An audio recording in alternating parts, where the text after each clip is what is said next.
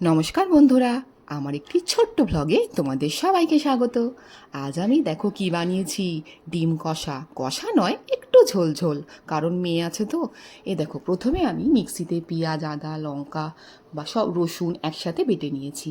বাটা হয়ে গেলে আমি কড়াই বসিয়েছি, কড়াইতে একটু তেল দিয়েছি।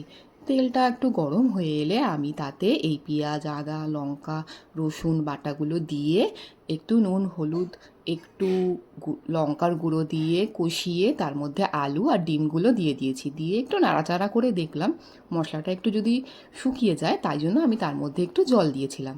জল দিয়ে এটাকে ভালো করে কষতে দিয়েছিলাম। কষানো হয়ে যাও, এই দেখো কি সুন্দর কষে এসেছে, দেখেছো?